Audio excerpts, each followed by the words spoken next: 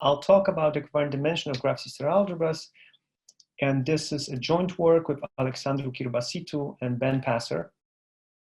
And the dimensions I have in mind here are the local triviality dimensions, which are generalizations. So these are dimensions that help you to generalize principal bundles from topology to group actions on C-star algebras.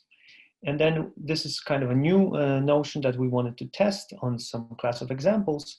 And graph C-star algebras are a very nice class and very tangible operator algebras, which sometimes are called operator algebras that one can see, because you have this underlying graph. So you have some visual approach, and many of the properties of the algebra you can just read from the graph. So that's a nice class to look at. And there's a natural action for every graph sister algebra. So also from a equivariant point of view, it all works. And I'll show you some examples, but first I'll start by some general, with some general things about freeness and the local triviality dimensions that I mentioned. Okay, so freeness. So this, for the sake of this talk, I will say that an action is free. I'll use, because there are many definitions of free actions for C-star algebras, which are inequivalent. And then, of course, it might be controversial to just choose one and call it freeness, but well, that's what I will do. And the setup here is I have an action of a compact abelian group on a unital C-star algebra. And I need the group to be abelian here because I want to use the Pontryagin dual and to get a grading on a bispectral subspaces. Right? So I have those spectral subspaces A chi, where chi is a character. So this is a Pontryagin dual of G. And for the unit element, I'll denote this spectral subspace AG. So this is the fixed point subalgebra. You can, and it's sometimes also denoted by A alpha. Whoops. Sorry for that. So it's sometimes denoted by A alpha, and this is the fixed point subalgebra. No. So, okay, something happened. Let me go back. Okay, so the definition of freeness that I mentioned that I will be using is the definition of Riefel. He called it saturated. And we say that an action of a compact abelian group G on a unital C-star algebra is free if one is in A chi star for all chi in G hat. So this is not the original definition of Riefel, but it's one can prove that it's actually equivalent. And already Riefel proved that in the commutative case, so if A is just C of X for some compact house of space X, then freeness of the G action on A is equivalent actually to the freeness of the induced action of G on X. So that's the reason why I'm calling it freeness for the sake of this talk. Okay, but if you have a free action of a finite group, or let's say compact Lie group on a compact Hausdorff space, this gives rise to a principal bundle X over G mod X, so X over the orbit space in the classical case. But if you go, of course, if you go away from Lie groups, then it might not be the case. But for some nice examples, for nice groups, this is true. So we wanted to generalize this notion of a principal bundle to the realm of group actions on C-star algebras. And this is what we got. So this is a definition we propose with Eusebio Gardella, Piotr Hayats, and Jincha Wu, that if you have a compact group, now not necessarily abelian, acting on a unital C-star algebra, and T denotes the identity function on the C-star algebra C0 on 0, 1 without the 0, the dimension is defined as the minimal non-negative integer such that there exists G equivariant star homomorphisms, row 0 up to row n, from the non-unital cone of G into A, satisfying conditions. And there we have three flavors of this definition. If this sum is an invertible element in A, then we say that A has a weak local triviality dimension n, and we write this as follows. If this sum equals to 1, we say that A has just the plain local triviality dimension n, and we write this. And if the sum equals to 1, and moreover, those row i's have pairwise commuting ranges, we say that A has the strong local triviality, and write this in this form. If you're familiar with the Rocklin dimension, you see that this definition is kind of inspired by it. And Eusebio defined a Rocklin dimension for compact group actions on C-star algebras.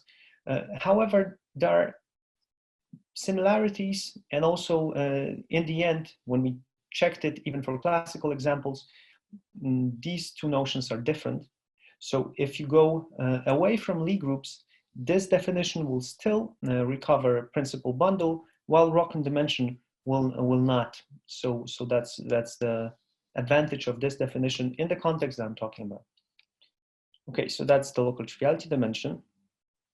Now, as I already mentioned, the whole aim of this definition was to recover a principal, the notion of a principal bundle. So if A is a commutative C-star algebra, so just C of X for some compact Hausdorff space X, then the local triviality dimension, first of all, they're all equal.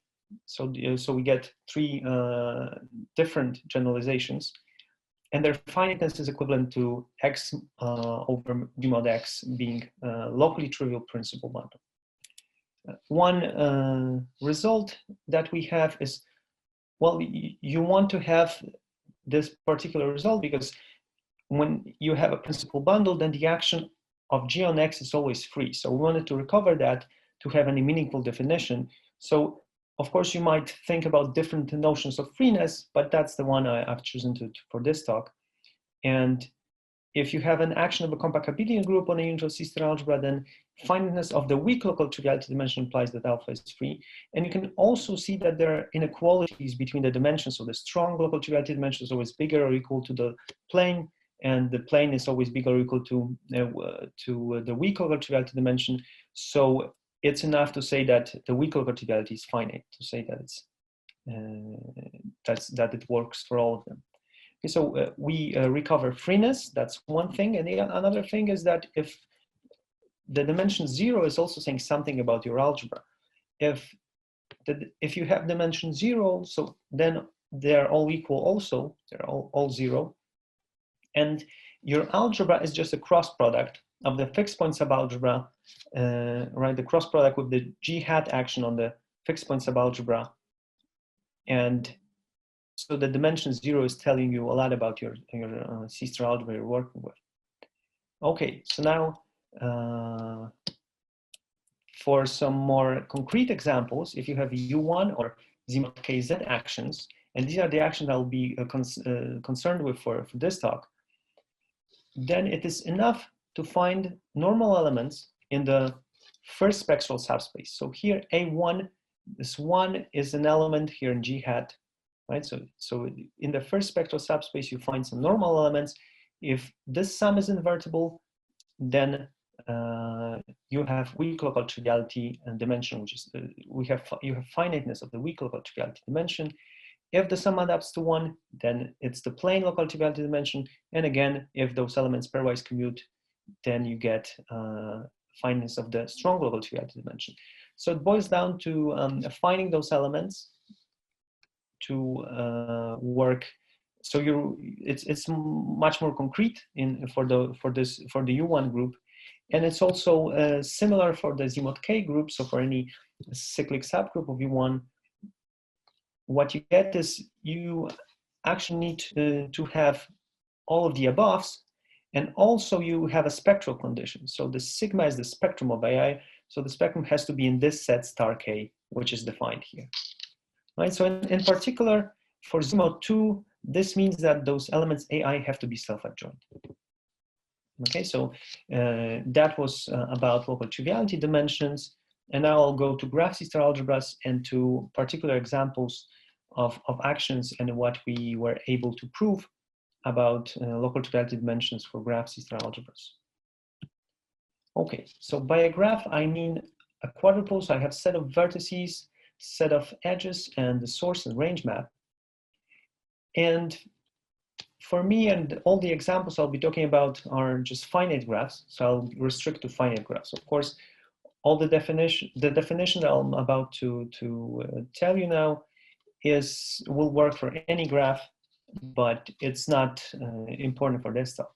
So if I have a finite graph, the graph C-star algebra is just a universal C-star algebra generated by mutually orthogonal projections, which are labeled by the vertices of the graph, and partial isometries, which are labeled by the edges. So, and then we have the following two relations called the Cuntz-Krieger relations, which define the graph C-star algebra. And first of all, you can notice that there's this asymmetry, because S star times S is just the range projection, and here it's a completely different condition for all vertices which are not sinks. So this the preimage of the source map is not empty. If you have a finite graph, then the C-star V is always unital, and many known C-star algebras arise this way: matrix algebras, Cuntz algebras, the Toeplitz algebra, q-deformed spheres, q-deformed length spaces, and many more. So this is a very interesting class of algebras, and this is a nice playground to test your theories, to test your new concepts. So that's what we're trying to do, and what is really important for us that every graph C-star algebra is equipped with a U1 action given on generators as follows. So you have that the projections are invariant, and you just rephase the partial isometries. And you can obtain Z-mod K gauge actions just by restricting to cyclic subgroups. And the first result, which will tell you about freeness, that's by Clark, Hazard, and Rigby, is that if you have a finite graph, then the U1 gauge action on C-star E is free if and only if. And what's really nice is that you just get some conditions on the graph. First of all, you have no sinks, so the preimage of V is not empty for every V. And then there's this kind of technical condition that for every M you have, and every infinite path, there's this initial subpath and a finite path such that they have the same range, and this means the length of a path. So a path is just a collection of edges. So the number of edges you need to just build your path. So this is the condition.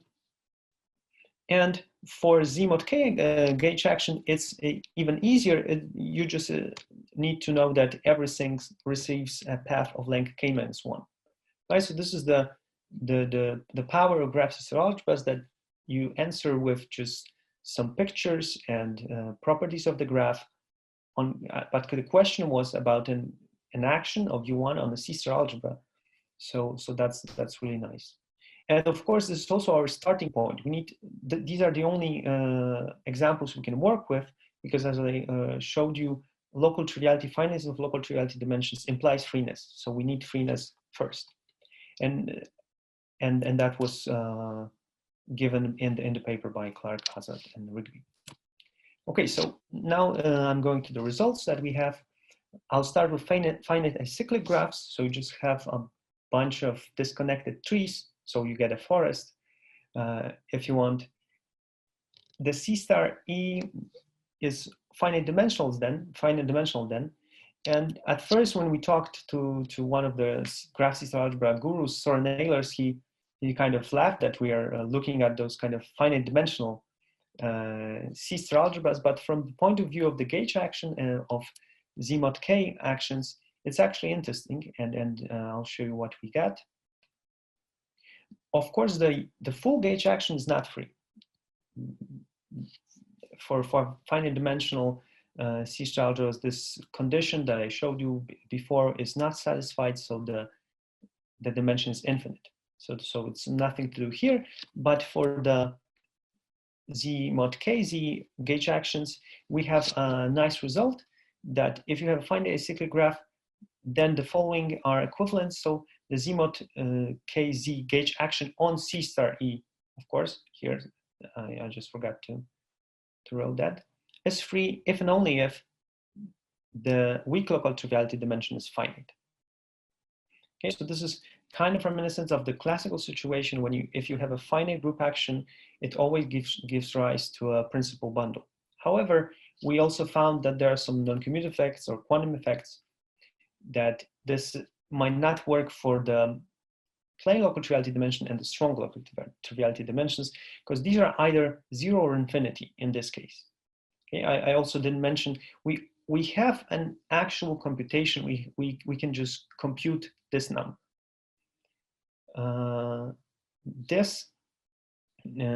Here we only get 0 or infinity, and this was kind of surprising, but it's in particular for matrix algebra, as you can see that if you have, so a matrix algebra, Mn you can see as just a graph of one path of length n minus 1, right? So M2 would be just one edge and two vertices.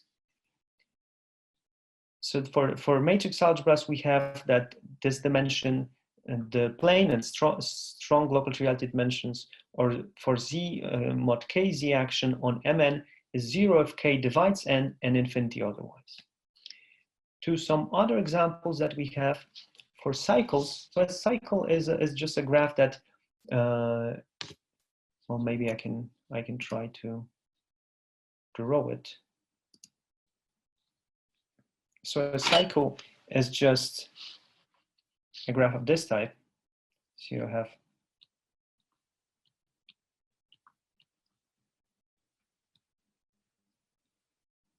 something like this. So for this kind of graph, the C star of E is just isomorphic to matrices on with values in continuous functions on the circle.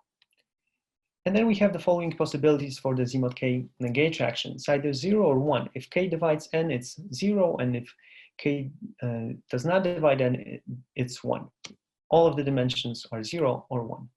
And this is because here we have a tensor product structure, and the local triviality dimension behaves nicely with respect to tensor products. It's just the maximum of one of the factors. And for the matrix algebras, we saw that it's either 0 or infinity. And here the local triviality dimension of the U1 of the Z mod K action on this is just 1. And so that's why this works. Let me clear that out, this drawing. Okay. So for the Cuntz algebra, what we have is that, so the Cuntz algebra, so we have the Hawaiian graph, and then if you take the Hawaiian graph, then C star of V is just the Cuntz algebra for some n, and we have the following results. So the full gauge action has infinite local triviality dimension. So because you cannot find any normal elements in the first spectral subspace either than 0, different from 0. So this result is also known for the Rocklin dimension, I think. If you take the Z mod ZK, the local triviality dimension, the weak one, we know that it cannot be 0, but for some cases, for those powers of 2 cases, we know that it's equal to 1. And again, this is because of the connection with Rocklin dimension and the local triviality dimension. And it goes through a result of Thiel, Sorensen, and Phillips about equivariant projectivity. That's how we can connect Rocklin dimension and the local triviality dimension. And for this action, the Rocklin dimension is exactly 1. For the plane LT dimension for the Z mod 2, Z, we have this bound that it's the dimension is less or equal to 2n. And for my last slide and just some last results, for the Toeplitz algebra, which also can be seen as a graph C-star algebra, and here the graph looks like this.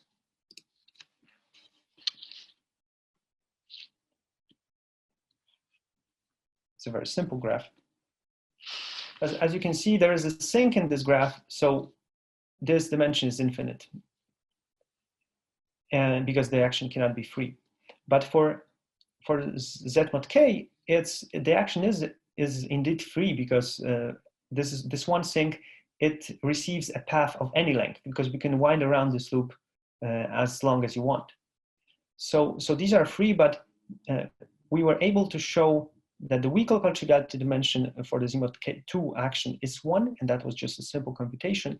But to prove this one, that the ZMod KZ, that the strong local triviality dimension is infinite, this is a K-homological argument. It's far from easy, and it's at least two pages of reasonings. Okay, and for the last one,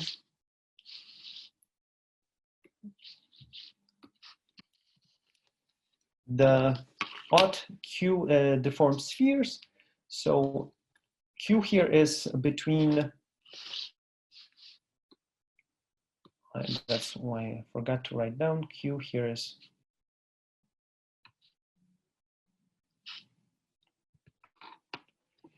in between 0 and 1 without 1.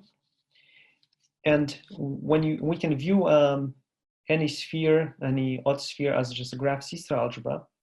And then the gauge action, if you restrict it to the ZMod 2 action, you'll just get the usual antipodal action on the sphere. And we're able to show that for the plane local triviality dimension, so it's less or equal to 2n plus 1, and the weak local triviality dimensions is exactly 1. So we have for any n. So this is this kind of a dimension drop that's we observe, and I think Ben Passer also observes such a dimension drop for theta deformed spheres. So this is in line with his results. So as you can see, there's, well, it's still a lot to do. For example, we don't know anything about plane local triviality for the Toeplitz algebra, and for many examples, we were only able to find some subclasses or just actions for ZMod K or just for Z2 actions. But I hope I kind of showed you that there's a very rich class of examples that we were able to find with this new notion of equivariant dimension. And I think I'll stop here. Thank you very much. Thank you.